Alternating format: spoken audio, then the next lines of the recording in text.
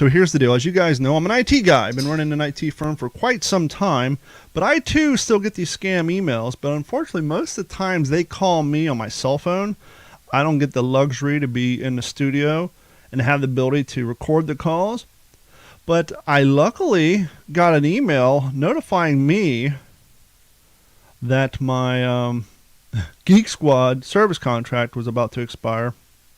And so I thought, oh dear, I need to call those guys up. I mean, that's of most importance. So I'm just going through my email here to find Geek Squad. Here we go. Since you've enabled the automatic renewal. Okay, so apparently the automatic renewal on my service contract is expired. Please wait while we connect your call.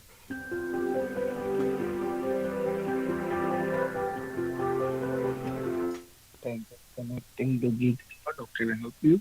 Hello? Yes, hello. Yes, hello. I got an email about my service contracts expiring. Yes, sir. What service contract is this? Okay, I believe you have received an email, and in the email you have read out the content. Your software update and the antivirus services is going to expire, okay? Okay. And right now, the subscription has been expired, so you have been auto-renewed the subscription, okay? And $349 has been charged. How much? $349 has been charged. Well, I have a discrepancy here. In your email you sent me, you said $259. All right. Maybe I'm forgetting the amount. It's $259, all right? That's correct. Okay. Okay, so I believe you want to continue the services, or you want to... Well, I need to have my computer safe, correct? Yes. So you guys automatically renewed me. We're done. I don't need to do anything? Is that correct? Right. Okay, so I don't need to call you then, right? Well, what do we need to do to continue this? It's been continuing, sir. It's been already debited. Within 48 hours, the billing would be visible on your account, okay? Okay. $249. Okay, fantastic. Yes. And what is this service for?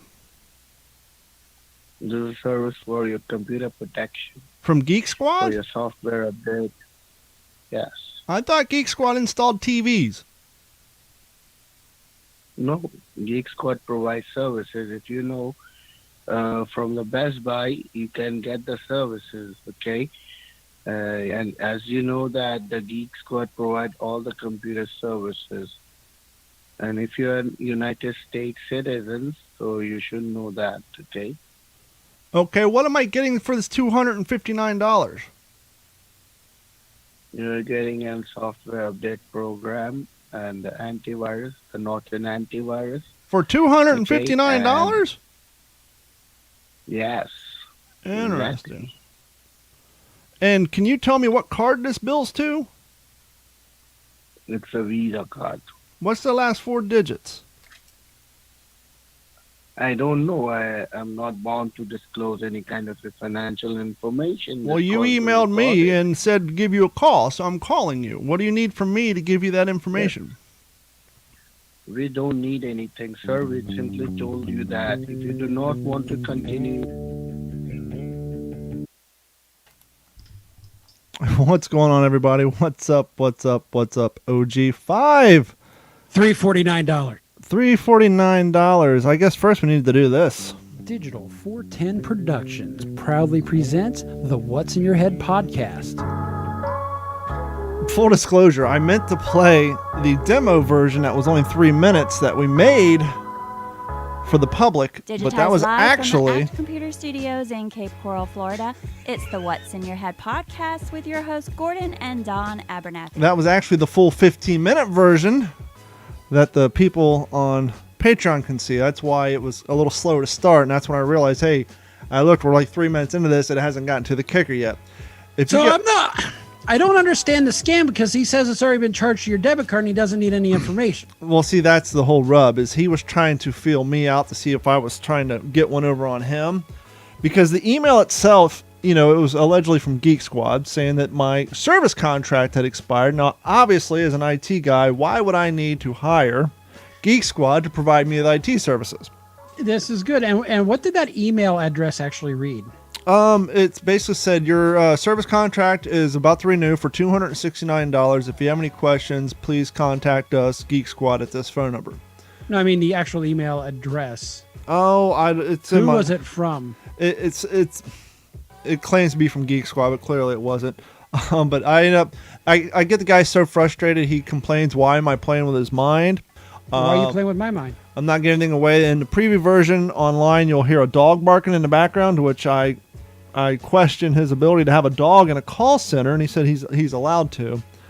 And then after driving him completely insane, and before he breaks down and starts cussing at me, he said he wants to take a nap, and he wants me to let him go so he can sleep. To which I reply, "You can take a sleep in your call center?" And he's like, "Yes, I have a cot in my office." Stay on the line, but tech guy, I need you to stay on the line just a little second so your place can get rated for fraud. Yeah, I was. There's a part where I was trying to get him to take me to their website, because usually what they do is they use a program called AnyDesk, and how this rub really works is if you call up and you play along, and he thinks you're an old person, what he'll say is what they're expecting you to do, to answer your question, Gordon, is to dispute the funds, right? To dispute the charges. And at that point, what he'll do is have you go to AnyDesk, right? And then he'll log in your computer and he'll pull up a website that looks like a bank. Because I've seen videos on YouTube of other people doing this. And what they'll do is they'll have you go to this fake website that looks like a bank. And then they're going to put the funds back in your account. And they do that by changing the code in the Google Chrome and editing it on the fly in live time to make it look like they're... And long story short, what they're doing is they're watching you log into your bank account and getting all your information. And then having what they'll do is say, "Whoops, we accidentally transferred you $600. We're going to need you to transfer, $329 of that back." And you're thinking they're pretending like they're going to charge. Nothing got transferred anywhere. Exactly. It's the digital version of the old $20 switcheroo. If anybody's ever worked in a gas station, at least back in the day, they'll come in and they'll say, "Oh man, I don't have change for a 50, get 50 or 100," and you'll give them the change and they'll say, "Oh crap, I forgot to do this. Can you give me change for this 20 instead?" And what they're doing is they're doing it real quick, and they're actually sleight of hand, and they're stealing money from the pile. So at the end of the day, you're actually giving them more money than you actually did, because while you're breaking the 10 and giving them fives, "Oh crap, can you give me 5 ones?" They're doing this whole, and that's basically the digital equivalent of that. They're saying, "Oh well, you've called to dispute this charge that we're automatically charging to your card. We accidentally transferred you $345 back or $600 back instead of the $249, so we're going to need you to send us the overage back." And it's just a new, that stuff's been going around for years. They used to do it with hard checks. They would send you hard checks and all that stuff. And so it's just another way to get they're scamming, poor rubes. Yeah. I tried to record one tonight. I should do a version of that, but I need to talk real slow and just fumble through everything and really drag it out like I'm a legitimate elderly person who's barely capable and really seems like or they'll just get tired and hang up. Yeah. And that one worked well because they actually emailed me the phone number. I had one tonight. I tried to record the big scam from Amazon. Now they call you and say they noticed a charge. Someone bought an iPhone for full retail out of Ohio for $1,500. They want you to call and do the whole thing. And I tried to record it tonight, but by the time I got into the studio and get my phone near a microphone, that it hung up. But I'm hoping to get some more of those. But if you guys want to see that full video, or if you enjoy the audio format, I uploaded just the audio. Is basically the recent version of the OG5 podcast. Head over to D-410. Click on the Patreon link. If you're doing it from your mobile app or your phone, you got to scroll down to the bottom. It's $1 a month. And for $1 a month, you can get access to things like that, the OG5 podcast, some of the exclusive videos we upload. And it's just, it's worth it for everybody around. And it'll help us out here. Help us, continue to grow the network, help us continue to get better cameras and stuff for our YouTube channel and all the way around. So if you're new to here, and I know we got picked up a lot of YouTube followers over the last few days, they're carrying over from my my TikTok explosion over the last, I don't know, week and a half. I've gotten probably close to 1,000 new TikTok followers because my Very World War good. II content's been blowing up. And so some of those guys have actually come track down my YouTube channel. So if you're new on the YouTube and you're watching this, thank you so much. And we never say this, and I guess we need to say this more. You can get the Audible version of this podcast. Yes, you can get it at d-410.com, but you can also get it at anywhere the podcasts are available, whether it's iTunes, Google, Spotify, Stitcher, iHeartRadio. If you have one of those Roku TVs with iHeartRadio built into it, you can listen to us on your Roku TV in the background. And so it's easier to listen to your car. You don't have to dig through your documents and all that stuff. But if you want to download it from our website, that's great. But if you download it from the app and you play it through the app, it kind of gives us more, I don't want to say ratings, but credit, because then the apps will see more and more people playing our podcast, and then they'll suggest it to other people, thus kind of giving us a little bit of free promotion. Not a whole hell of a lot, because I don't know if you guys have noticed, but our Facebook traffic has gone through the floor. And we've talked about this in the past. By no means is 1,500 followers on my D-Train page a lot. But it hasn't grown because, and even with our What's in Your Head podcast page, we got like 500 followers. We'll go and post something, and out of this 500 followers, Facebook shares it with 12 of you, unless I pay money. And so the Facebook, actually, this was on my list of shit, and we can segue into this. I've been hearing a lot of paid for commercials on Pandora and on TV. I think Facebook kind of finally realizes that their app is dying, and there's an exodus. And so these paid ads are actually pushing the Facebook group side. They're The business suite. well, not only that, but like the groups. Like, let's say you're part of a stamp collector group. And you know how you go on the side panel, it says My Groups?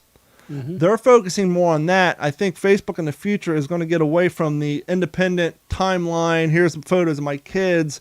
Here's reaching out to my classmates, because fewer and fewer people sign up for Facebook. I think their whole advertising campaign and the whole aspect of in the future, they're going to be focusing more and more on the quote-unquote My Groups, because people are just going to other platforms. One, I think 2020 had a lot to do with that, and the election and all that. Facebook got very political, much like Twitter. They're sounds like they're headed down the road of MySpace. It's funny. Somebody put a TikTok video up, and they said, if TikTok's the new Instagram, then that makes Instagram the new Facebook. And if that makes Facebook, that would make Facebook the new MySpace. But what does that make MySpace? To which I replied, well, you're too young to remember, but that would make MySpace, MSN Communities, or Yahoo GeoCities. That's right. They were, the term AOL. wasn't out there. The term wasn't out there, but they were the first forms of social media. Wasn't AOL actually the number one? Well, that was the messenger. But what Yahoo GeoCities and MSN Community, and AOL may have had a platform, I just didn't use it. But basically, MSN Communities was a web browser-based thing that if you knew how to use Front Page, you had to have a little bit of a web design skill to use their tool. But it was built around their messenger, just like Facebook has a messenger. And on there, it would show your friends on your Messenger app, and just like Facebook does. And you could make a page if you knew how to use Front Page or even Microsoft Word, where you have photos and background colors and all that stuff. And it was the precursor to MySpace. But yeah, everything's ebbs and flows, and it's so hard to put out the work and effort we do and post stuff on Facebook not to have anybody see it. So it's like I'd rather aim all my attention and efforts to a platform that's not that money hungry yet. I mean, I've only been on TikTok since last year, and this morning I just hit 6,000. Well, I was at 6,000 last night. I'm already at 6,100 today because my videos are blowing up. And so as much as I love our Facebook audience, the fact that Facebook doesn't want you guys to see my content unless I live stream it, and even that they don't share with everybody. It's like I still try to post to Facebook, but chances are you guys don't see it. And I look, I get it. Facebook started doing this because, we all have like 10,000 things we liked. And if they showed everything on your timeline from every page you liked, it would take you 2 weeks to scroll through today's stuff. And so what happens is over a while with their algorithm, if you don't reply or physically type on a post, they think you're not interested. And so they just stop sharing it. And after a while, people forget because they're already seeing stuff. But I don't know about you, but my timeline, there's not much to look at on there anymore. And I know it has a little bit of a reflection of the people I follow, but still, I mean, I don't know. I actually checked how much time I spend, and it's less than 20 minutes a day. on Facebook. Yeah. It's at the bottom. Now I made a mistake this weekend, so I started a Mr. Oliver the Cavi Instagram page. What's up, Morgan Long checking in? What's up, Mom checking in?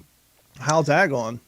It's going good, except I decided to link it to my Facebook page, and then it changed all my freaking information to my stuff. Yep. And I'm trying to find out how to unlink it and unsync it. I think I did, but it won't let me change my birth date to his. Yeah.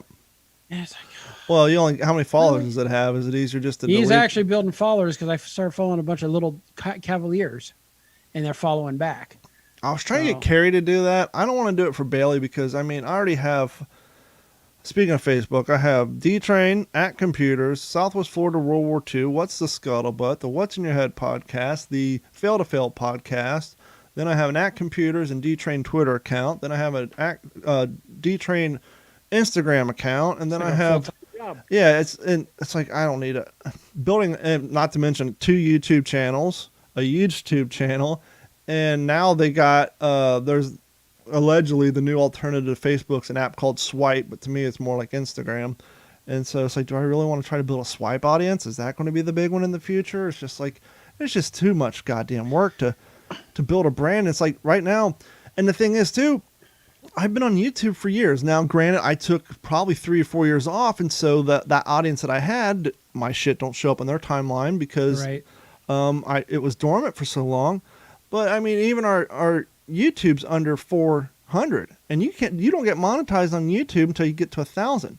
Well, on TikTok they don't have monetizations like that. But they have what they call the TikTok Creator Fund, and so once you get to 10 grand, you're eligible for getting that, where they basically pay you for the videos and how many views it gets.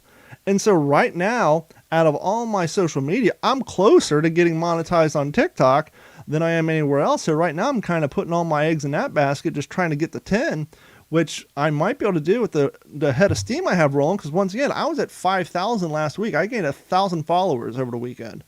And so I'm kind of just right now putting all my eggs in that basket just to try to get a little bit of something going. You won't get rich off that, but hell, if I can make $50 a month, that's better than nothing at this point, right? Absolutely. And speaking of YouTube, I did post a new video on Analog 410. If anybody wants to cruise over there, check I am going to copy that one over to Digital 410. Bailey just did a Superman off my lap and landed on the printer. Did you check it out? Yeah. Was that an unexpected intro?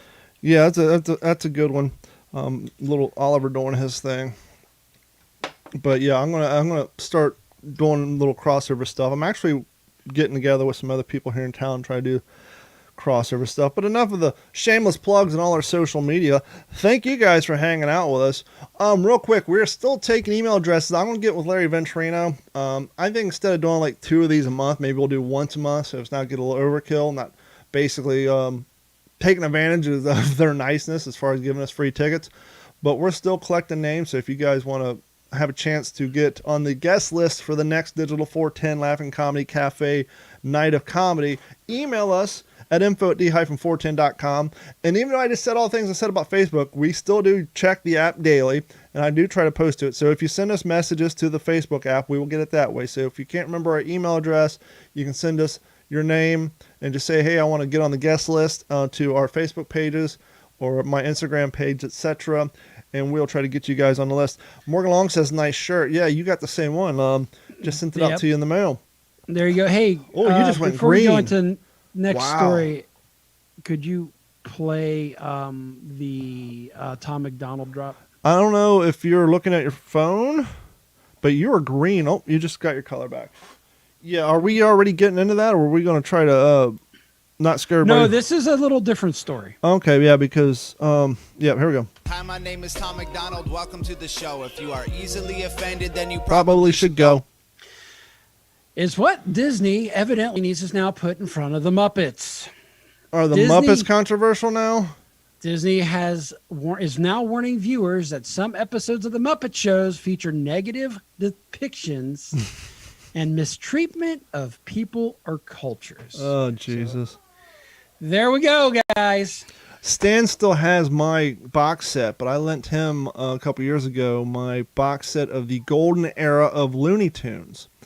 And on there, on the package and at the beginning of when you fire the box set up, it has a disclaimer pretty much about the same thing, but then it says to pretend that these episodes didn't happen. They actually took a very retrospective and appropriate angle to it. It said something along the lines of to get rid of these episodes or pretend they never happened would to ignore or acknowledge the standards of whatever, how we treated cultures back then. And so they basically took it as a learning moment instead of trying to blackball it altogether. Well, and here's what it says, and it's a very similar approach. This program includes negative depictions and or mistreatment of people or cultures. These stereotypes were wrong then, and they are wrong now. Rather than remove this content, we want to acknowledge its harmful impact, learn from it, and spark conversation to create a more inclusive future together. Disney is committed in creating stories with inspirational and aspirational themes that reflect the rich diversity of the human experience around the globe. To learn more about how stories have impacted the society, visit www.disney.com/Stories Matter. Well, That is their disclaimer. Well, right now, whoever works over at production for MeTV is working overtime. It's come to some people's attention, and then they had to put out a press release. MeTV, which I think used to be, I don't know if it's an affiliate of WCN, but I know it's, or what was the Chicago station for the longest time? It was, anyhow, it's WGN now, but I think they may also be the affiliate of MeTV because I know it broadcasts out of Chicago. Basically, they're going through for those who don't know, MeTV or MyTV, whatever the hell it's called, they show like a lot of stuff from the 60s and 70s, a lot of 80s stuff. And it first came to light when people noticed that they were blurring out a poster on Richie Cunningham's bedroom wall during Happy Days. Mm-hmm. And I guess people did some research and found out that on his wall they had Daytona 500 race poster, but it had a Confederate flag on it. And so now, due to the places we're at nowadays, they put out a press release saying, yeah, they're going through all their archives and visually blurring out anything from all the shows from the 60s, 70s, and 80s that could be potentially abrasive or offensive to any of the cultures. And so whoever's job that is, he's spending hours and hours watching I think old that footage. Does it this. He's going to be really busy on every episode of Dukes of Hazzard because every cop car, everybody thinks it's just the General Lee, but The General Lee itself. Well, the General Lee, but not only the General Lee, but every license plate on the front of every cop car had the Confederate flag on the front of it. So they're going to replace the Confederate flag with American flag? They'll probably it'd be easier just to orange it out, just to blot it out, just do the whole roof orange. Yeah, and that's probably what they'll do. I don't know. I think they're doing a disservice. And I know this could lead into the next topic, but it just, there's too much. God, it's like I'm trying to be very careful here. It's like the certain groups are, I look at people as people. Humans. I don't care. People are people, so why can't it be? What is it that Martin Luther King said? And I'm gonna paraphrase. It's not about the color of somebody's skin, but it's about the content of their character. The content of their character, and that's where I stand. And the fact of the matter is the certain groups who seem to be really running the narrative right now are probably causing more harm than good. Actually, I will say they are, because they are labeling everybody and putting everybody and everything into a certain category. Here's the thing, and Gordon and I were talking about this earlier, and I was wanting to get a guest on the show to confirm my suspicions, and maybe will for the next episode. I think if you were to go into the communities of other demographics, you would find none of them's talking about any of this shit. All this is being put on by Hollywood, the media, and corporations. I don't think anybody in any minority community or even in other countries are talking about this shit. I don't even think it impacts them. Sure, there's a handful, one or two, just like there's a handful of white people in white communities saying dumb shit. But this newly developed open war on, let's be honest, white folk, I don't think people in the black community are talking about this shit. I don't think it affects him. I think this is being pushed by people with a narrative, especially people in politics, people in the media, and people in fucking corporations. But we'll get into a little bit more of that later because we got to talk about Coca-Cola and everything else. And to tie that in with one Mr. Barnard Hess in the and what he has come out with, and it sounds like possibly he's teaching kids in New York. So as we were talking about, my TikToks have been blowing up, and I've been spending a lot of time on TikTok.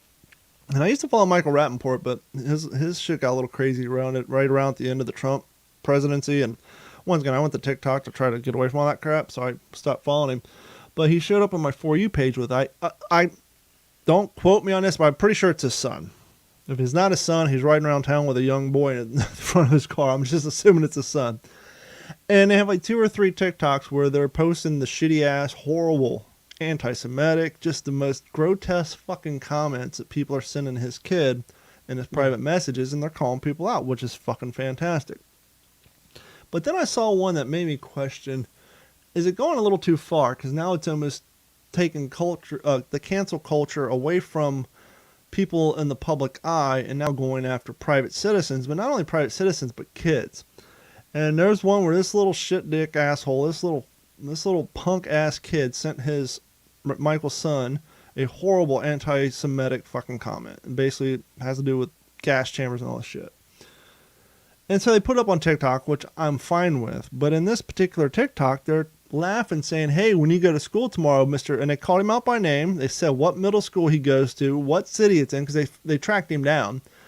And they're talking about how they went as far as calling his principal to let his principal know what he's doing on the internet and expect to get in trouble when he goes to school tomorrow. They're going to call him down, and they're laughing.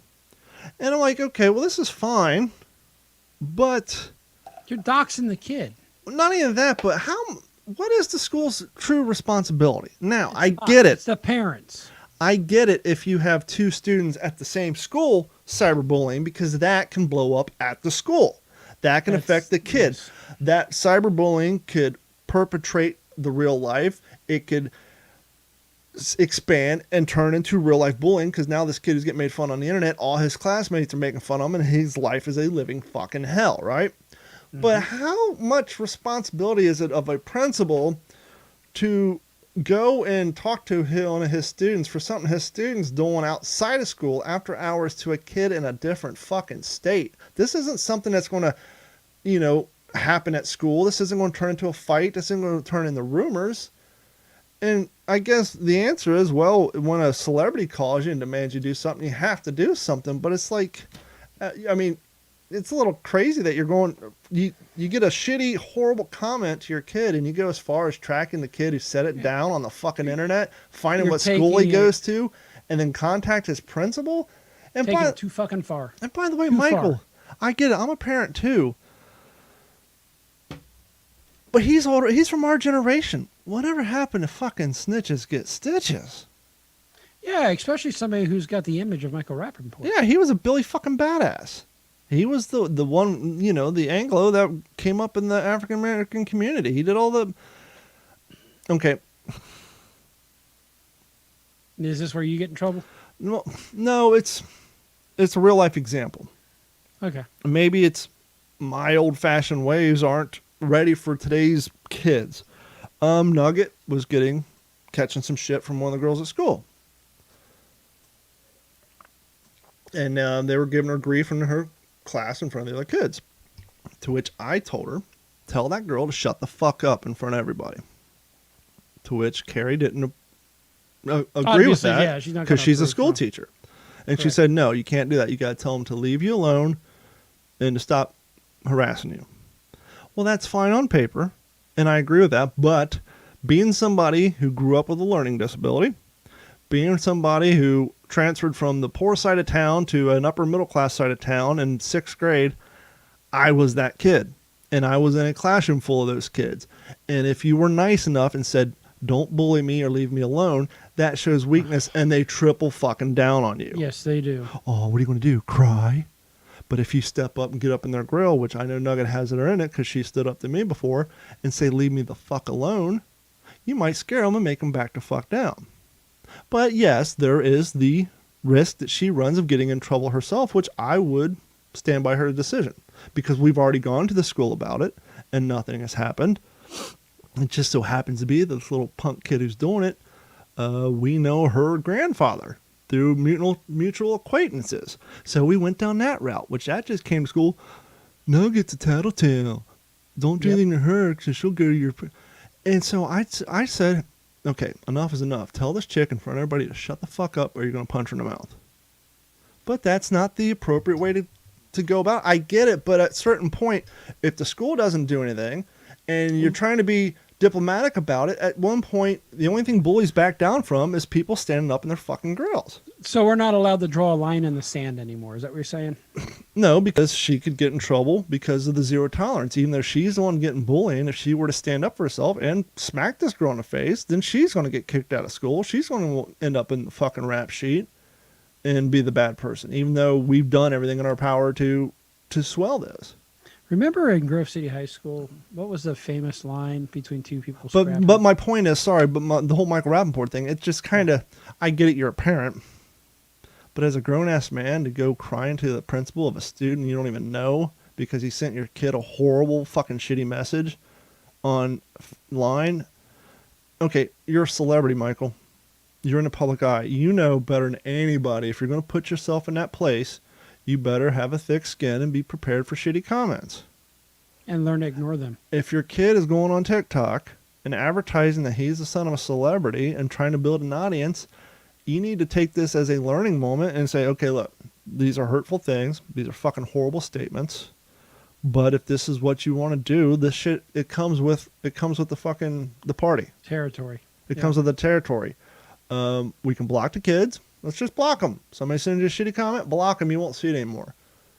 But now you're still in, okay, what you do is, right, we use our resources, we track the fucking people down, and we try to cancel them. This kid's in middle school. You contact his principal. What if he's 18, works at McDonald's? You contact his boss? Oh, people are going to, absolutely, I'm sure that's happened too, is to go right after somebody's employer. Yeah. And that's just, it goes back to me, my comment about, I believe that as a nation, we're beginning to operate on too much soft emotion. Well, that's kind of a good lead into our next little clip I have. You know who Dave Ramsey is? I do. He's a financial advisor. Yes, the bucket strategy. Yes. Trying to find the clip. I'll just add a new one again. I know where it's at. So he was on Fox News, which is a big strike against him to begin with, right? Right. No, if he's on Newsmax, it'd be even worse. Yeah, but they had him on there because he's a financial advisor, and that's what he's, and he even said in the clip that, look, I've been bankrupt before. But first they started talking about how Biden, which he's getting a lot of blowback from his supporters, one of his election promises was to write off student loan debt, at least the federally backed student loan. I guess that'd be your Sally Mays and all that crap. Yeah. And then he came out and said, well, I don't want to do it for over 50,000, whatever, because that's just helping out rich people and not. But anyhow. And so they're asking Dave Ramsey about, what his opinion is on that. And then they asked us, so, well, what do you think the stimulus check, the next stimulus check we get, if we were to get one, what do you think is a worthwhile amount for this check? And this is what he said. And then after saying this, of course, Twitter went all the Twitter, and they're trying to cancel him. What do you believe is the right number or the right answer for the next stimulus check? Well, I don't believe in a stimulus check, because if $600 or $1,400 changes your life, you were pretty much screwed already. You got other issues going on.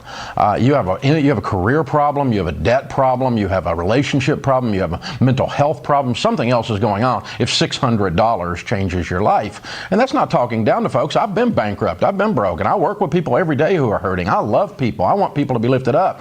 But this is, again, it is just political rhetoric, and it's just throwing dollars out there. It's peeing on a forest fire. It's absolutely ridiculous. And I imagine that does not work. As I visualize it. Dave Ramsey.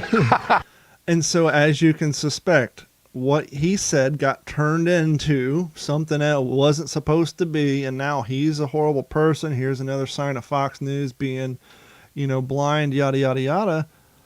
But you and I kind of had, not in those words, but we had a similar kind of discussion back when the first check came out. We said, look, there's two types of people in the world. There's the type of people that you want to get that check, and cool, that's $500 towards this credit card or towards this bill. And then there's the people, well, actually 3 people. Then there's the younger cats that says, sweet, now I can afford me a PlayStation 5. That's cool. And they'll go out and drop it on PlayStation 5. And then there's the smaller few who actually, that will make a huge impact. A huge momentary impact. Now, look, I get it. Especially coming out of the pandemic. That $500, it won't change your life per se, but it would be nice. Okay, now I get caught up on last month's car payment that I'm behind on because I had to buy groceries because now you can't go to the grocery store for less than $300 fucking dollars. So yes, it does help people in a temporary moment. But what he was saying is true, that if that money is a huge, it's like winning the life lottery. change, that $600, then what else is going on? And how did you get to the point you're at now, minus the pandemic? Because before the pandemic, you may have been struggling, as it were. And yes, I've been there. You know that. Yep. You've been there. You know that. I'm still there, but the interesting thing he said was relationship problems. Now he that covers a lot of ground, and basically what he's saying is like, if $600 is going to change your life, that's something that your brother and your sister could both kick you at $250 to help you out. But if those people aren't around to help you, then clearly you have relationship problems or this and that. And that it's kind of true, but even if it's not true, is that something you go and try to get somebody canceled for because he said something that struck home and affected you personally because apparently what he said applies to you? He held the mirror up to you. And that's exactly it. And once again, I would, look, full disclosure, if I were to get one of those checks in the mail right now, it would help me with paying some credit card bills off or, hey, sweet, now I can kick this to my car payment next month and then I can pay.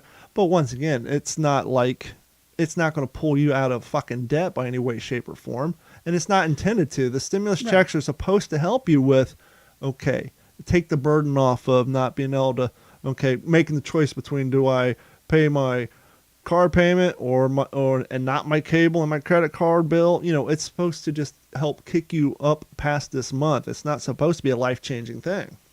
Exactly, and one of the ones we keep missing is the moratorium on the rent. Is to help maybe, and that's the problem. So the moratorium has caused some issues. I know out here there's been a lot of stories where, hey, there's people who go to work every day still, and they said, you know what, I'm not paying my rent. But if they're legitimate, hey, this could help me get closer to not being thrown out as soon as the moratorium, and it shows that I'm giving a good faith effort and trying to take this money and put it into my housing, I understand it 100%. But if you're out there just to buy some 22s for your 18-year-old fucking Civic, yeah, right. You may want to circle back. Can't use that term anymore. No. You may want to take a look, at your decision making. I tell you what, if I was in my 20s and I got the stimulus money, I'd probably have new snowboards. Well, and not pay my bills. The infrastructure's in place. Mm-hmm. Okay, we're going to do this. We're going to give you $1,200, but we're not going to send you in cash. Go to our website and choose how you want that money allocated. We can send it to you in an EBT card if you need groceries. Cool. Mm-hmm. If you're wanting to buy clothes for your kids, choose two locations where you buy clothes, and we'll send you a Kohl's card and a whatever card. Mm-hmm. If you need to pay your rent, simply put in your landlord's information here and how much of it you want allocated to pay your rent and things like that. If they're truly wanting to do this to help people out, and that may, and that would definitely have a better long-term impact. So you and I unfortunately, we can get a pretty crappy view of people and their decisions. Mm-hmm. I'd like to see an actual study on where this money went with most Americans, but how much of you think went to drugs and alcohol? Depends on the age. I think if you're between the ages of 18 and 25, a lot of it. Or it depends on the addiction and how much, like an older person, if they're just wrapped up in it, right? Well, of course, but I think that number goes down because I think we can acknowledge the fact that there's less people who spend a majority of their money on booze and drugs between the ages of 35 and 70, because the majority of those people who do are fucking either homeless already. You know, we have enough of an upper lower class, a middle class, and an upper class to show that those numbers go down greater than, you know, when you're living with your parents and you're 18 to 20s and you're not so much relying on your income to maintain. So I can buy a lot of lottery tickets. And the numbers already out there, because who does Madison Avenue go after? What is the key demographic? If whether you're in the radio business, you're in Hollywood business, you're in the music making business, 18 to 30. You're selling clothing, you're selling skateboards, 18 to 30, because those are the people who have expendable income. Those are the people who have the money to quote unquote throw away on your music, your clothing, your shoes, your CDs. That's why that is the demographic that everybody goes after. That's why that's the demographic that the politicians go after, because that is the fools who spend their money. And older people like us, we don't matter because we spend our money on bills and food and card payments. And then if we have time to go see a comedy show or go out to a concert back when we had them. I tell you what, so as we all know, I got to quit saying so. Well, it's I better live than in the Sin City. It's better than the alternative. Which that was featured in a video channel we follow recently. I go to a 7-Eleven every once in a while to get some coffee. Is that the one where Dweezy sits outside from Count's Custom and bumping his 12s all day long? And that's the one. Well, talk about bad decisions and people who may have an addiction problem. It doesn't matter what day I go. It could be 2 days a week. It could be 1 day a week. It could be 3 days a week. There are always the same fools at the slot machines. Yes, our 7-Elevens have slot machines. One guy drives an ADT van. He comes in every day. I saw him go right to the he looked like he was in a hurry too, like he's on the clock. Hey man, I've got only this much time. Lady in front of him at the ATM machine, which is interesting. Out here, the ATM machine has to be, I think, at least 20 feet away from the because 20 feet is the science that shows one may change their mind about their life choices. I took out $150, paid the $3 service fee, but by the time I got the 18 feet, I changed my mind and kept on. He's sitting there. I don't know how much he pulled out. I'm going or maybe no. You know why that is, right? It forces people to get up. They can't just do this and pull cash out. And it's actually a liability issue. So they can't just sit there and just have a conveyor belt between their ATM machine and the slot machine. So this guy is getting impatient, but I've seen him there every day. I don't know how much he pulled out. I'm going to just say 20, just because that's usually the minimum, right? And that's the one. That's probably the closest slot machine on his route that he can spend the most time at during his 30-minute lunch break. I think this is pre-work. Oh, okay. So that's between his house, 6 a.m. in the morning. Yes, that's between his house and his work. And his lady has Life 360 on his phone, and so she knows. And he probably, I just stopped there and eat breakfast and talk to my friends. But he's actually on the one slot machine. And then there's another guy there that looks totally like he fell out of PokerStars.com. Sunglasses, always got the glasses hat real on, low. the gold chain, and it's just like, holy cow. That's got to be the depressing thing about living in Las Vegas, is just seeing all these people with the fucking habit. It doesn't, well, it could, if I let it bother me, it wouldn't, but I don't have them, so I'm just like, We had the video slot machines down here for a while, and they outlawed them, but then they found a loophole. And basically what it was, it's not a game of chance. Basically what it is the computer program basically has an algorithm stating that someone is going to win X amount of times out of Y amount of spins, and so it's a guaranteed win, but it's randomized, and so it's still technically a game of chance. But in order to get and so we have these quote unquote Vegas night casinos. They're just basically terminals with Linux computers, and they're running web-based apps. And you see a lot of old cats going in there and just throwing their money down the fucking shitter. These are a lot of young cats I've been seeing. Out there, of course, but here it's not. It's the older cats. Yeah, they got a little bit of extra Skrilla to get rid of. What's on your mind? I'm going to go ahead and kick off this week's TikTok lesson of the week because I don't think we did one last week. And now for the What's in Your Head podcast TikTok lesson of the week. Now, y'all, I've been giving a lot of thought to this Carhartt debacle, and I think I've reached one conclusion. I think they're just going to have to start a new clothing line. I think we're going to have two different ones so we can tell who's who. I think they need Carhartt and Bless Your Heart. You know, and their slogans could be like Calluses, Common Sense, Carhartt. And then it could be like, Here's a better beanie, Bless Your Heart. I think that'll work. Now, y'all, I've been giving a lot of thought and to this has been the What's in Your Head podcast TikTok lesson of the week. Yeah, for those of you who don't know, Carhartt, which was previously the world of the construction worker and the farmer, due to TikTok, is now becoming the latest. Let's just, for us old folk, remember when Starter was the big thing in the 90s, in the late 80s?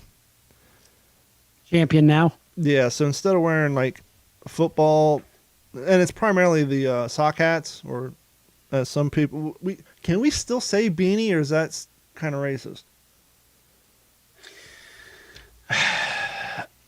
Because that one's a gray area right now. Because the term came from the Hispanics who wore it in California, which I never knew this until I went to... I didn't know that until you just said it. Well, I never knew it because we grew up in Ohio. We called them beanies. But when I moved to California, right, and I was in school for computers, there was a Hispanic cat in my class who was in the Marine Corps, and he already knew all this stuff, but his Marine Corps certifications didn't mean anything in the real world. And so when we were doing something on the screen, and he named his computer Binary Bean. Binary means is computer language, and everybody started laughing. And me being fresh off the fucking boat from Ohio, I didn't know what bean meant. That is, and he was Hispanic, so he's kind of cracking fun at himself. He called himself the Binary Bean.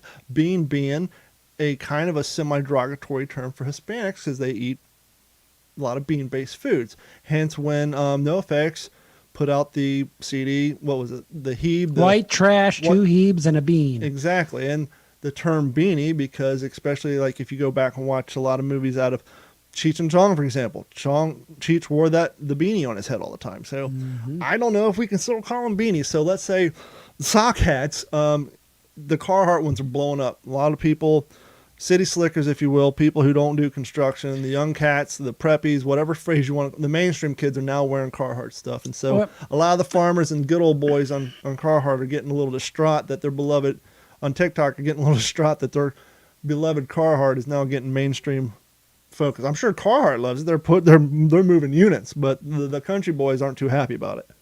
So I want to talk, and this is me. I know where I came from. Just remember that. I also believe that if you can't pick on your own, you can't pick on anybody else. That being said, that fucking accent makes me feel like I lost about 10 IQ points. Why? I don't have a problem with that. His southern accent? Oh, No, fuck yeah. I just feel really? dumb. Yeah, absolutely. Huh. I don't know what it is. I must have some hillbilly. Y'all, I've been giving a lot of thought to this Carhartt debacle, and I think I've reached one conclusion. Maybe because I think still they're live in just the gonna dirty have to South. start a new clothing line. Don't bother me at all. I think we're going to have two different ones so we can tell who's who. This dude's like 30. I think they need Carhartt and Bless Your Heart. You know, and their slogans could be like Calluses, Common Sense, Carhartt. And then it could be like, Here's a better beanie, Bless Your Heart. It's funny, we had that'll this. work. One of the old company I used to work for, there was a guy from Texas that was a project manager, and he always busted wise. And he was great. He was hilarious. But one day I looked at him in front of the other project manager, and this is just when I was a journeyman out in the field. I said, "You know what the problem is, Tim?" He goes, "What's that?" "Nothing's wrong with being Southern, Mom. I'm allowed to pick on her own." I said, every time, because he's from Texas, I said, every time you talk, my IQ fucking drops listening to the accent. And oh my God, the other guy just cracked up, just because he wasn't expecting it. I'm a subordinate, you know, and I was trying to be funny. And again, that's what I was trying to be funny here. Because if we can't pick on our own, if we can't identify our own flaws, like there's some people with Southern accents that's so bad, either fiddles fell out of their mouth, or they need to be subtitled. No, see, I'm And we've seen maintaining that. mine because I live down here in I'm living down here in the dirty South, so I maintain mine. I cannot find the theme song that you did not care for that I made for Political Shit Show because it's about that time before we get in the news. I've been putting off as long as I can so we don't scare people away, but we've already kind of gotten it into it. I cannot By find. the way, Kentucky wasn't a southern state; it was right in the middle. But I can't find anyhow. When Biden was running for office, what was one of the main concerns from his opposition that might happen if he were to get elected and his longevity in office?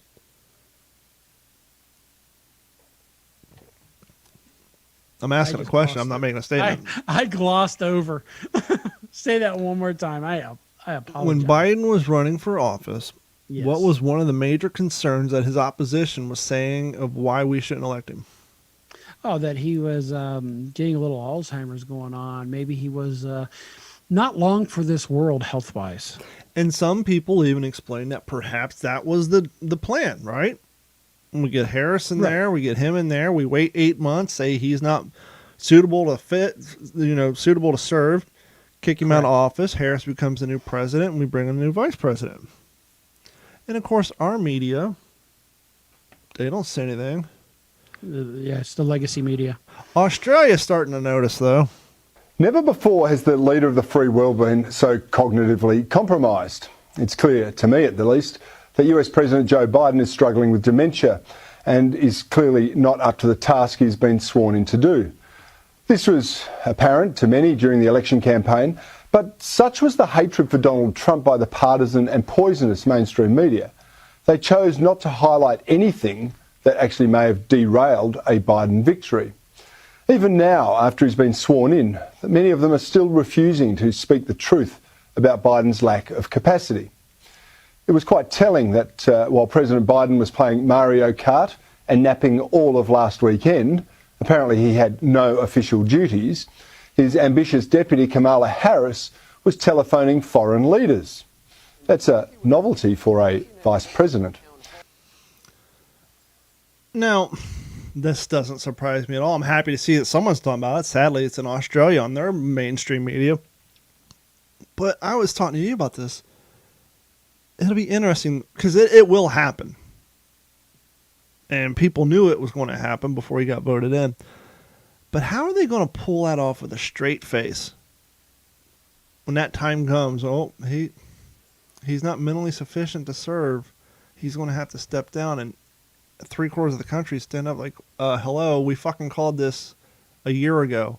How are they going to pull that off with a straight face as if it wasn't the plan to begin with? Or will they care at that point? The same way they've been pulling off with a straight face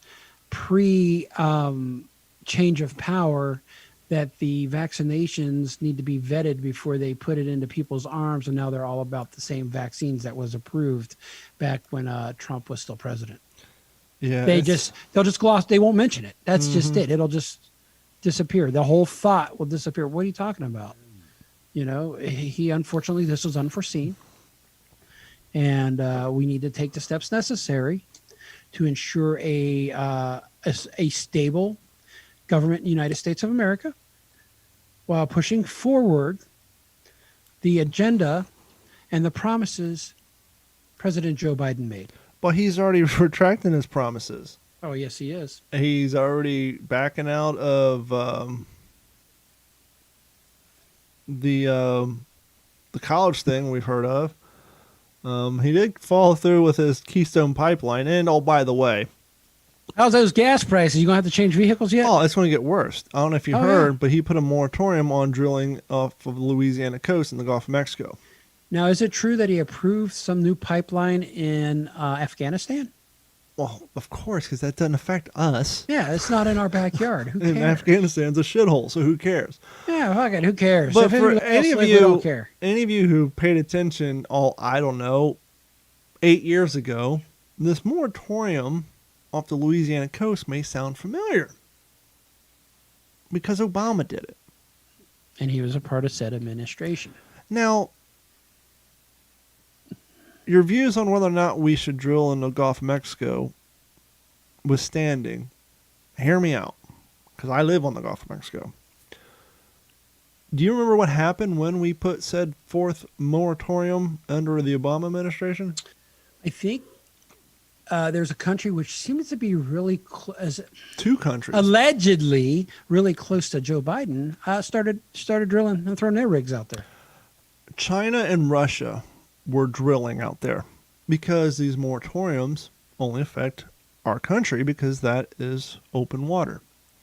Now, who can you think of on a global scale that has less environmental protocols and standards than fucking China and Russia? Now, if you truly care about the North environment, okay, India, but they don't have the technology. If you truly care about the environment, okay, I'm going to do like I do with computers. If people don't understand computers, I take computers out of the equation. Let's say you were concerned with the food being served at your kid's elementary school. And you decide, hey, we no longer want the current people doing it. Stop sign pizzas anymore. We want to get rid of it. We're not going to stop somebody else from coming in and doing it, but we're just going to suggest you bring your lunch from home. So you get Let me guess, and then Pizza Hut shows up. No. Fucking off the truck Tony and import-export shit. Steve show up. Yep. Now, they're not licensed. Not by the local health department. They don't care about health department standards and quality. They don't know about hold times, fucking temperatures and freezers, the difference between a freezer and a refrigerator.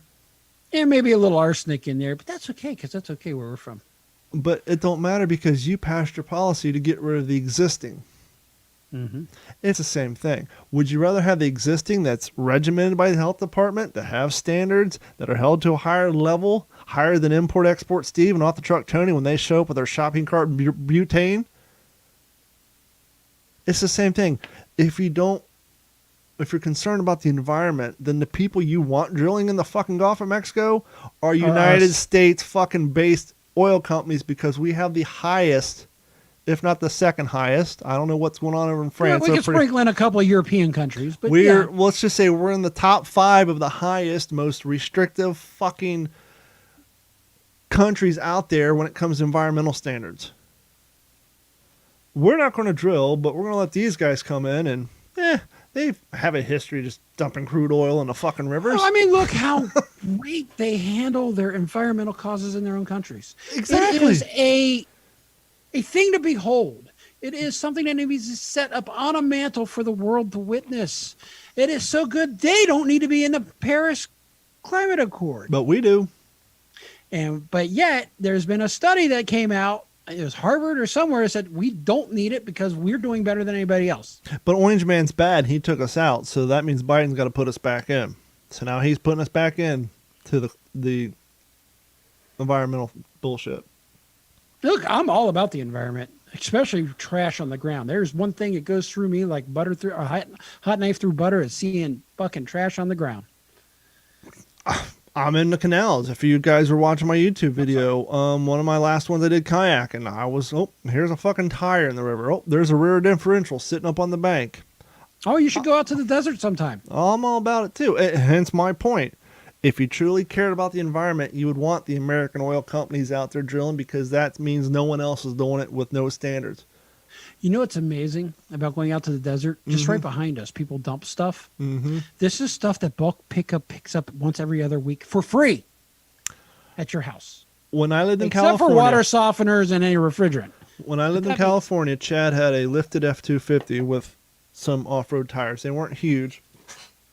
And we were heading up to go snowboarding one night after work, and there was a traffic accident. Is that Mountain High?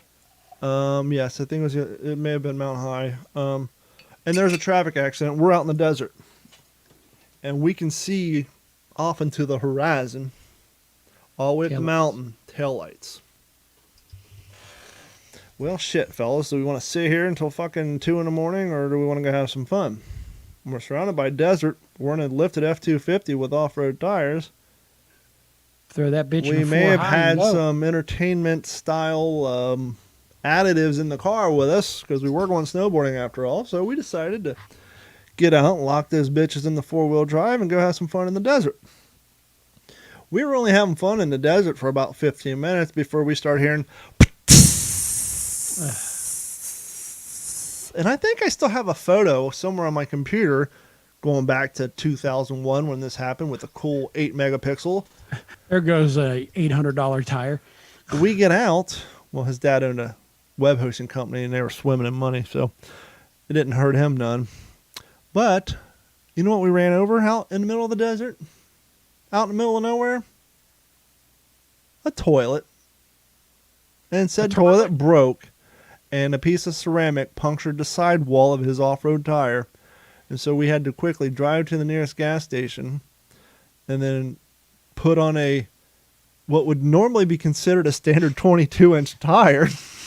The super donut. But now it's a donut because this thing has off-road tires. Well, back now then, he's in limp mode. back pretty then it much. would have been a normal, because we're old, and back in the day trucks came with standard with 13 to 15-inch rims. So this was a 15-inch rim put on a truck that had 22-inch rims with bigger tires. Or anyhow, no, they had like, I don't know, maybe 30-inch tires. I don't know what the rims were. But anyhow, now he had a 15-inch rim with a regular tire, so the thing sat funny. But yeah, we just He's a chose three-legged dog. Chose to drive out in a random spot in the desert, and we ran through a trash heap. People just dumping shit out in the because no one cares. Well, that and they don't want to pay the fees, right? Speaking of web hosting, remember GoDaddy? Yeah, it wasn't Danica Patrick on that Yes. GoDaddy deal? Now, GoDaddy, I remember all these commercials because I worked in the web hosting business back then. And I remember when GoDaddy started up. And we always laughed because GoDaddy would charge you inordinate fees to register domain names. I think the average cost back in 2000 was $7 a year. I think they were charging people back then twice the money. And their web hosting fees were through the roof. Well, you know, those ads are expensive, especially during the Super Bowl. But GoDaddy was owned, at least back then, by this rugged, rough and tumbled man's man. I'm a fucking man and I'm unapologetic, which is great. That's what we all were back then. You saying he was toxic masculinity? By today's standards, yes, and we're going to get to that. I think you're seeing where we're going with this whole conversation. And so GoDaddy had a series of commercials, and one of the first ones was this one. Kelly? Yes, I'd like to be on a commercial. And what will you be advertising? GoDaddy. Now, she stands up, she's got a halter top on, and she's probably got, I don't know my bra sizes, but let's just say a double D. And it says GoDaddy's across her tits. And as she's talking, one of the straps pops off because they're kind of making fun of the year before Super Bowl with the whole Justin Timberlake, Janet Jackson thing. .com. Oh my gosh. Now her top just popped off. It said, and now the person on YouTube says this was a 2005 ad that was a spoof on the Janet Jackson 2004 Super Bowl wardrobe malfunction. Site where you can register .com names for only $7.95 a year. And then they go on to WWE wrestler Candice Michael was the original GoDaddy girl. Danica Patrick took over in 2006, and they're showing another one of her in the same style halter top. Obviously, her top wasn't as big, but their commercials just her taking off her jackets and shit. There are two sides to GoDaddy. There's the sexy side represented by Bar Raffaelli, and the smart side that creates a killer website for your small business, represented by Walter. Together, they're perfect. Now, this was a Super Bowl ad that had a super hot chick and this really Bar fat... Raffaelli is hot. This little fat computer nerd with the white man's fro. He's probably 40 pounds overweight. And these two made out on camera. Yeah, Seth Rogen on there? He looks like a young Seth Rogen. They make out on camera for probably a good 45 seconds. And I guess they took 45 takes. So this little nerdy kid got to make out her 45 times. Yeah, that's them making out. And so they started getting their balls busted, right? All you're exploiting women's. And so this next ad they put out, they promised their next ad wouldn't be controversial. And it's just a bunch of jacked dudes like running around all oiled up in Speedos, like straight from the gym, and a couple, big muscle building women, and they're just running around because they're unapologetic. And this video says this was one of the first ads after GoDaddy promised their spots would be less scandalous, and it's just a bunch of dudes running around in banana hammocks who are fresh from the gym. They're power lifters, huge guys like Arnold Schwarzenegger style. And so GoDaddy's ran by this unapologetic guy. He likes to shake things up because that's how you get views. He likes hot women because who doesn't? And so this is kind of becoming their brand. So then he puts out this next Super Bowl commercial, right? The following year. And you see an old F-150 driving down the street, and there's a bunch of puppies in the back. It hit a bump, and a puppy flew out. Uh-oh. So the puppy starts chasing the truck. And it says GoDaddy Super Bowl ad was pulled after outrage on social media over animal abuse. The puppy finds his way back to the farm. Here's the owner of the puppy. Buddy, I'm so glad you made it home. Because I just sold you on this website I built with GoDaddy. So she's happy to see the puppy, not because she wants him, because she just sold his ass. And so this is GoDaddy continuing. At least she's a real breeder. Yeah, right? At least they return phone calls. And so here's GoDaddy continuing to stick it to people, right? Just sticking them, jabbing it to them. Yeah. And this continues on for years. Now, I don't know if this gentleman retired. I don't know if GoDaddy got sold out. But being an old guy that I am and remembering these commercials, something popped up in my brain when I heard these new commercials from GoDaddy. Now they're showing all these millennials, and it says, we need a new generation of ideas on the screen. Old ideas, that's it. Calling anyone with grit. Change this, change that, but don't ever quit. Yesterday's thinking is done. From a challenge, we never run, so keep pushing forward toward a better world for everyone. The future isn't decided yet. It's up to us to make it happen. Make a different future. Start different at GoDaddy.com. Now, I don't know if they started to see a decline in sales. I don't know if their new marketing people said we need to get out ahead of in this cancel culture to keep people from coming after us from our old advertisements. But yeah, they have completely done a 180, not a 360, because if you do a 360, you know, you're maintaining the direction you're going previously. So they did 180 and changed the direction that they were going. And they got these new line of commercials. Your idea is waiting to be seen. Put it all on display with a beautiful website from GoDaddy. Connect your social media and grow it all with insight. GoDaddy Websites Plus Marketing. Start for free today at GoDaddy.com. So when it comes to GoDaddy, long are gone the days of the scandalous clad women or the intentionally semi-offensive commercials to rock the boat and to ruffle the feathers. Even GoDaddy in 21 is gone softer and more concerned about their public image and optics. Well, Bob, I don't think founder Bob Parsons has much to do with it anymore. Now they've got a chairman, Charles Roble, and a CBO, Aman Bhutani. But what's interesting is they have bought a lot of companies since 2012. 1, 2, 3, 4, 5, 6, 7, 8, 9, 10, 11, 12, 13, 14, 15, 16, 17, 18, 19, 20, 21 as of the end of last year. So I am sure a lot of that has to do with it. Yep. Now, earlier I made a reference to how my hypothesis is that people in these communities aren't talking about this shit, that it's being pushed by corporations. Actually, not even the corporations, but the people who pressure corporations to hire their services, the media, and politicians. Now, anybody who's watched the show for any long period of time know that I'm a huge Coca-Cola fan. I collect Coca-Cola stuff. And I would be remiss if I didn't cover this. And this whole episode pains me that we have to get so much into this fucking mire because we try to be entertaining, and your screen just went green again, which is weird, but anyhow. Yours did the same thing a few minutes ago. Just a real quick flash. It must be Zoom freaking out, or maybe that computer's about to blow up. But anyhow. No, yours did the same thing. Maybe next week's episode we'll try to go more lighthearted and comedy, but I just can't pass this stuff up. I can't look past it. But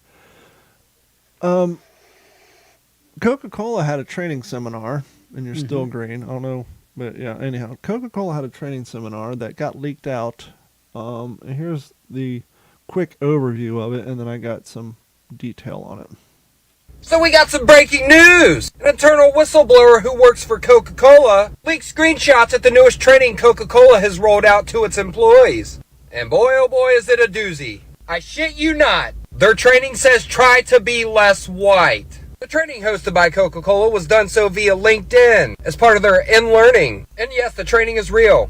I pulled it up myself. The course is titled Understanding What It Means to Be White, Challenging What It Means to Be Racist. So let's take a look at a couple of the slides. Confronting racism. Understanding what it means to be white. Challenging what it means to be racist. To be less white is to be less white is to be less oppressive, arrogant, certain and defensive, ignorant. Be more humble. Listen and believe. Break with apathy and white solidarity. Basically sit down, shut up, and stop talking. Here's a good one. White people are socialized to feel that they are inherently superior because they are white. This is great. In summary, be less white. I don't even think of race. Me neither. But so I found the website, and it says Coca-Cola marketing employees go through a racism training that teaches the company's workers how to be, quote, less white. And there's even screenshots on here of the slides. This seems like a blatant racial discrimination to this employment lawyer. They're referencing a lawyer on this. Let's see, responded that the post shared. So here's slide 1, and see what's talking about in that TikTok. To be less white is to be less oppressive. Oppressive towards what? Just giving me a headache. How is an employee at a corporation oppressive? Unless you're the boss and you're telling people to get their work done. But so apparently all white people are oppressive. Okay, fine, whatever. This was even more confusing. Be less arrogant. How do we assign race to arrogance? Or arrogance to race? That makes no sense to me. It doesn't compute. I think anybody who turns on any episode of The Real Housewives of fill in the blank. Have you met an Armenian before? They're pretty fucking arrogant. Well, what I was going to say, The Real Housewives of fill in the blank, they have snooty bitches from every race on these shows. Depending on if they're out of fucking Huntington Beach, LA, Texas, Florida, you pick it, they have them all over the place. Every one of them chicks, regardless of their race, are arrogant assholes. So how arrogant has been tied to the race of white folk, I don't know. This one's even more confusing. Number 3 on the list is to be less certain.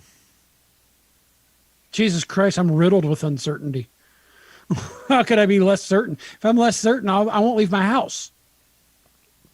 I think certainty is tied to not race, not whiteness, but more to people who do their homework, people who do their research. I'm certain that I want this done because I'm hiring you. I've done the research, the market research, and I need the job done this way because I'm certain this is how it needs to be done. So can we apply this logic to people with white guilt who are certain that all white people are racist? Yes, absolutely. Number 4, be less defensive. Please? I'm defensive now, apparently. Apparently. Okay. Moving on. Next. Be less ignorant. So you can't be certain, but you don't want to be ignorant either. Yeah, I was going to point that out. So where do you reside? I mean, I've met some pretty ignorant people that were pretty certain about their ignorance. So you're saying to be indecisive is the way to be safe. Got to be a waffle cone. Now, couldn't one make the argument that it's racist to assume that people of a minority persuasion can't be certain about things in their life? Because if they're being certain, then they're being white. Because it says on here, in order to be less white, you can't be certain. So now, that would imply that if you're a minority and you're certain about something that you want, then that means you're being white. Right? Oh, yeah.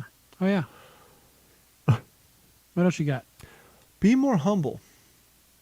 Because apparently white folk aren't humble at all. I've got a ton of humility on my end, but I'm pretty certain that that's true. Listen. In order to be less white, you have to listen.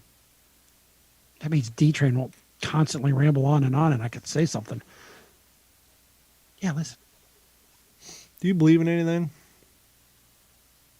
I believe that the sun comes up. The earth revolves around the sun? No, as a white person, you don't believe in anything because the number 6 on the list of how to be less white simply says believe. Now, I'm sure there is context to all Believe these. what? Anybody who has seen a slideshow knows that these are just header topics. I'm sure this person went on ad nauseum for 15 minutes under each one of these subtitles, and we don't have that context because these were basically photos that were stolen. Break with apathy. We grew up in an apathetic generation, so I don't think it's going to happen. Those are playing along at home, Gordon, what is the definition of apathy? I don't care. I don't think anything's going to happen right. But according to this list, if you're certain about stuff... How can you be apathetic at the same time? You're white. If you're ignorant, you're white. But if you're apathetic, you're white. So if you can't be apathetic, you can't be ignorant, and you can't be certain, what does that leave? Well, what's interesting, and this is what's counterintuitive about that whole argument, apathy is when you lack motivation to do anything or just don't care about what's going on around you. Or apathy can be a symptom of mental health problems. So they think we're all mental health or have Parkinson's or Alzheimer's. Hey, Joe, President Joe, you may want to look up apathy. It often lasts a long time and you may lack the desire to do anything that involves thinking or your emotions. He did it again. Caused trouble. Hurt someone's feelings. Yet he didn't want to do it. Yes, troublesome people are often people in trouble. They may be mentally ill. Find out how you can help. Write Better Mental Health, Box 3000, New York 1, New York. But isn't apathy the exact opposite of certainty? The whole thing is full of dichotomy. And break with white solidarity, which makes sense. Okay, now this is the time where I say hold my beer. There is East Side Community High School in New York City. Principal Mark Freeman has reportedly sent out a survey to white parents asking them to identify their level of whiteness. So I stumbled upon this through the Hodge twins, and now I'm reading the New York Post Which, article. by the way, are 2 African-American conservatives who've been deplatformed from everything but YouTube. Their TikTok channel was closed down. Their Facebook pages were closed down. So the city public school principal is asking parents to reflect on their whiteness, passing out literature that extols terms such as white traitors who dismantle institutions education officials had confirmed to the Post. So I want to read a couple of these identifiers. Number 1, white supremacists. The definition, clearly marked white society that preserves, names, and values white superiority. The next one is a little confusing. Which, by the way, the Hodge twins, 2 African Americans, pointed out the fact that in a country where 70% of the population is made up of Anglos, it kind of makes sense that you would have a lot more stuff named after white people than people of other races. But go ahead. This one confused them too, although they've used the term wrong. What the fuck's white voyeurism? White voyeurism. Is that where you go around staring at white people? You don't challenge white supremacists, desires non-whiteness because it's interesting, pleasurable. So anybody who's white who listens to hip hop, you may be in trouble. Seeks to control the consumption and appropriation of non-whiteness. So if like you're into anime, you may be in a little bit of trouble. And fascination with culture, such as consuming black culture without the burden of blackness or being black. Now, so that means hold on, we got to go back stop. to listening to straight up hillbilly music, buddy. Oh, we already doing that. So, living in a nation where 70% is made up of white folk. Right, wrong, or indifferent, it is what it is. But the highest paid athletes are African American. You cannot deny the fact that the highest sold music is either hip hop or R&B persuasion. the highest, most paid afternoon talk show until she started her own TV station, Oprah Winfrey. If we follow number 2, which some may argue would actually encourage segregation, All those where we mind our own P's and Q's, and we only consume stuff put out by people of our own race. Seems pretty racist.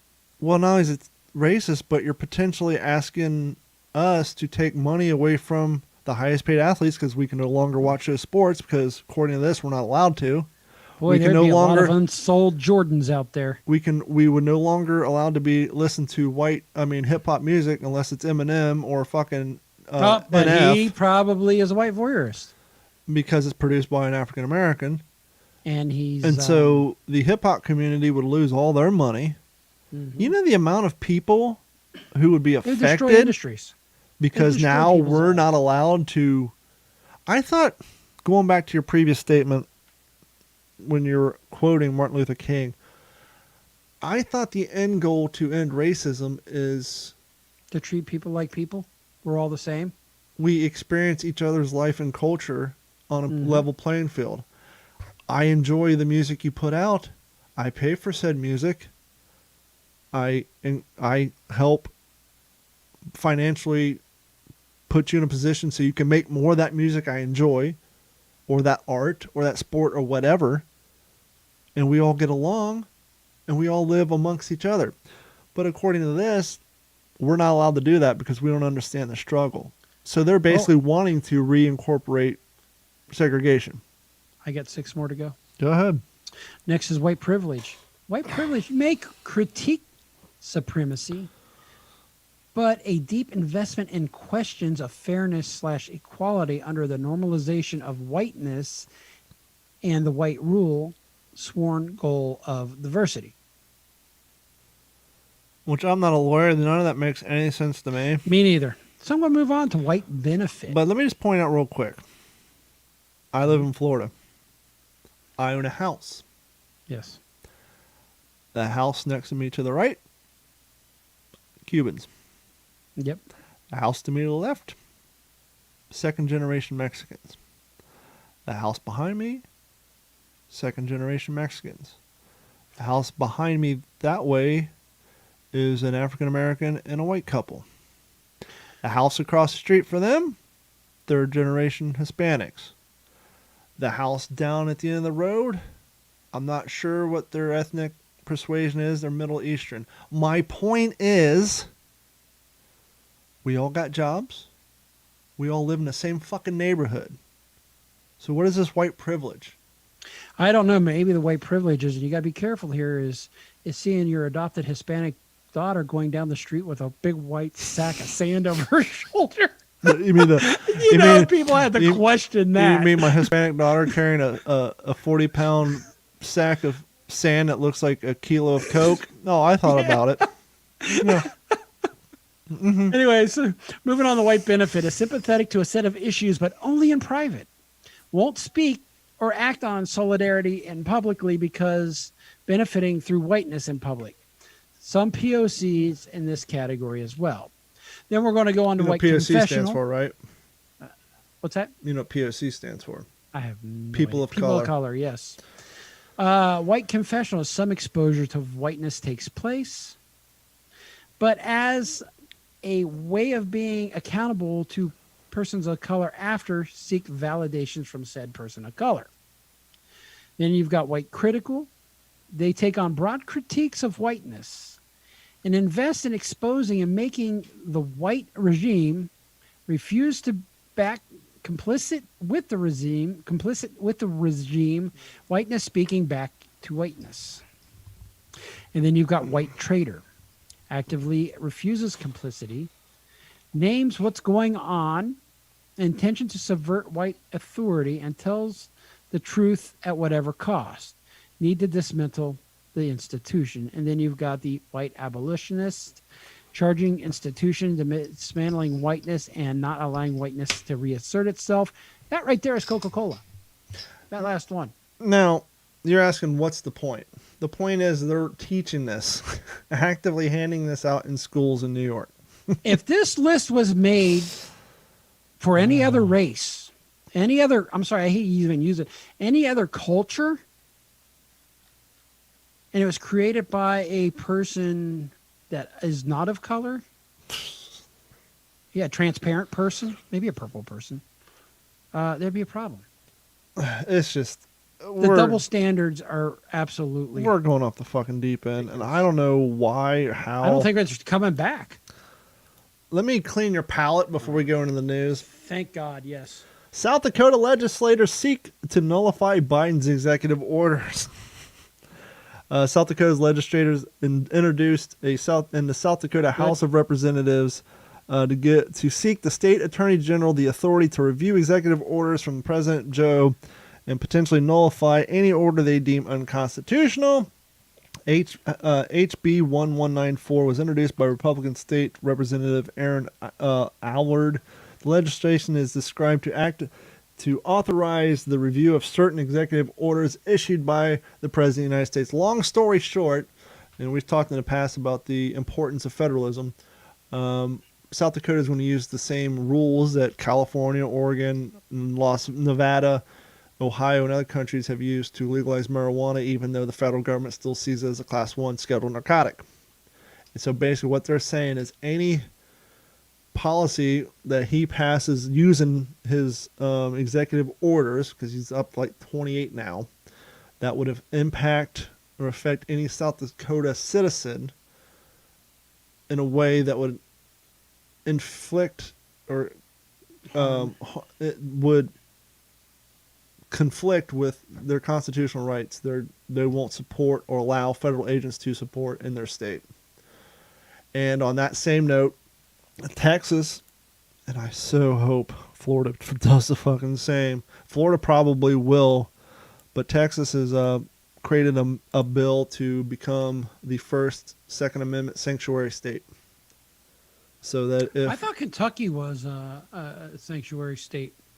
I thought they did a whole thing where you can just carry now, no license at all. No, meaning that if Biden and DC push through their AR bill and banned ARs, it won't apply in Texas. Yeah, well, I'm hoping that's the case. And We all may be moving to Texas. Yeah, the way Florida's going, I wouldn't be surprised if we follow suit. But are you ready to start the news? Because we're running long. Because let's getting get the mild news going. down and all this anti-white shit. Joining us now from the Digital 410 West News Desk in Las Vegas, Nevada, Gordon Abernathy. Gordon, how you doing tonight? I was doing great until the AP decided to crash. Yeah, it happens. So I've got some local stories. They're going to be quick ones since we are running long. Las Vegas police over the last year has seen a 30% increase in carjackings and auto burglaries.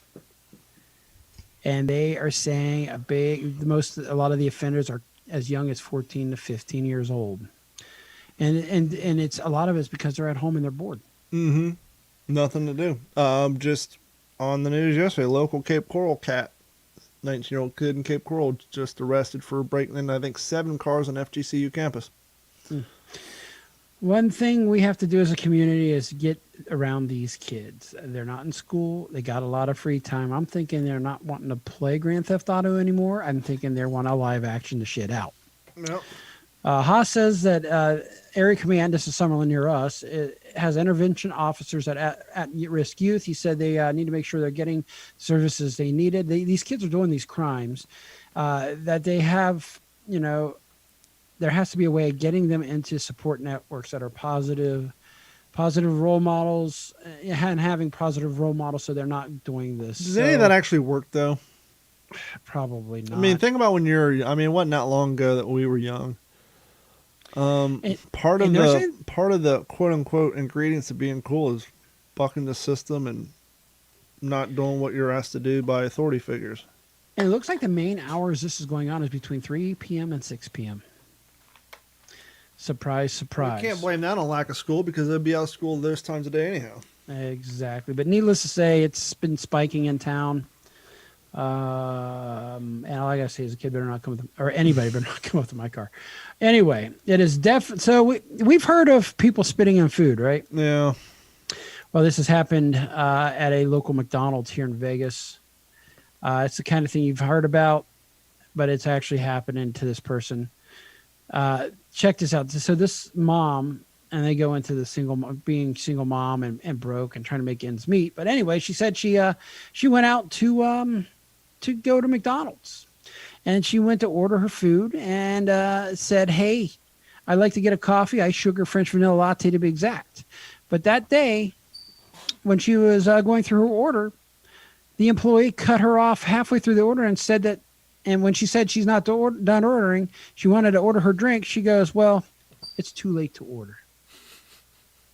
So this sassy person back there in McDonald's cut her off, and basically, I'm thinking it was right up to the time where they're getting ready to close.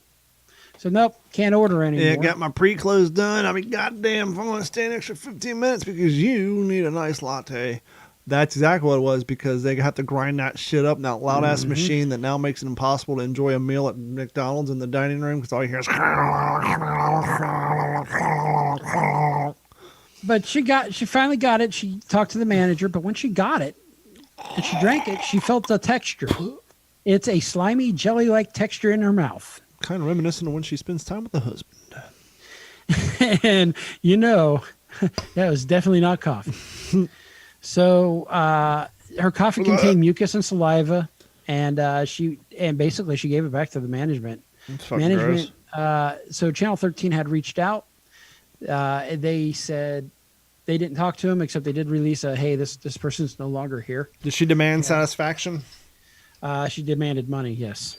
So she balked at the first offer, which was like $500, and then $1,000. I think she still balked at. But needless to say, the local McDonald's operator came back and says our number one priority is always the health and safety of our customer. This is boilerplate stuff. When we learned of the incident, we took appropriate steps necessary to investigate the matter and immediately contact the local health authorities.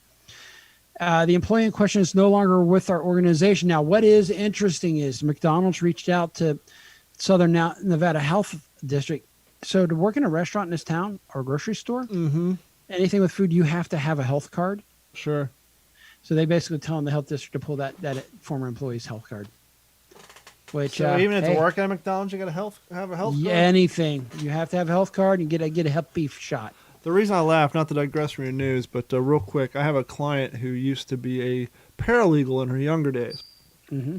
And for those you don't know, most of the lawyers hire someone else to write up all the legal documents. And so even if as a paralegal you don't go to law school, you kind of, if you do it long enough, you kind of learn laws because you're the one researching and writing up the papers that get sent out.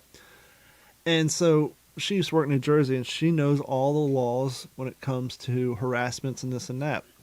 And something happened where she started getting a letter from her cell phone provider and a major cell phone manufacturer about her not returning a certain model of an Apple phone. Now, she didn't know, she had never owned the model of an Apple phone, but they kept sending her an invoice for not returning said Apple phone. Mm-hmm. And she replied to them that I'd never owned this model before. Here's the models I've owned. Here's all my receipts, yada, yada, yada. And they kept sending her invoices with late fees and this, that, and the other thing. Long story short, she got herself a lawyer, and the lawyer said they provided evidence that she never owned that cell phone, and got the company on harassment charges, and basically charged them an X amount of money for every count. And long story short, the cell phone provider and the manufacturer just settled out of court with her and is cutting her a check for $12,000. There you go. Because she knows how to get through it all. I'm going to hurry this along. So Florida, they may be cracking down on the type of reptiles you can buy. Good. Because that shit ends out in the fucking Everglades, and then we have to pay. We got to pay swamp exactly. folk And that's money what to they're kill trying them. to prevent with the sale of invasive species such as Tegus and pet iguanas. Yes. Cape Coral is full of iguanas, and Lehigh and Alva are full of veiled chameleons now. because they get out and they reproduce. And both of them are invasive species. Well, the lizard and snake keeper says prohibiting trade and is regulatory overreach. They say banning certain species from commercial activities won't solve the invasive reptile problem because some of these animals, like the green iguanas and pythons, are way past the point of containment. Oh, it's already a fucking shit show. So, hey, there's already oil in the soil. Why pass environmental laws? Let's just bring China in and let them let Russia and China come take care of it. But we can't do it. But yeah, that's pretty much all I have. My news feed went down today, so. This concludes the evening news, and now back to the ACT Computer Studio in Cape Coral, Florida. Well, we ran a little long. Yes. Here's my promise for you guys. Next week, we'll lay off all the horrible stuff, and we'll try to bring you a more entertaining, lighthearted show, because I know if you listen to all this shit all week long, but some of the stuff I don't know if anybody covers. Anybody and we talks just need about. to vent. We need to work through it ourselves and try to understand. I don't know. I feel if no one talks about it, with the exception of a few places, then no one, you have to shine a light on the shitty stuff in order to get changes made. And I don't know, man. It's just things are getting batshit silly out there. Sketchy. But anyhow, thank you guys so much for hanging out with us for another episode of the What's in Your Head podcast. As always, please head over to d-410.com, click on that Patreon link, sign up for the YouTube page, the Digital 410 and the Analog 410. And if you click on the social media page, you will find links to all of our Facebook, Twitter, TikTok, etc., etc. Thank you guys so much. And as always, we will see you guys next Monday with a more lighthearted show. Thank you guys so much.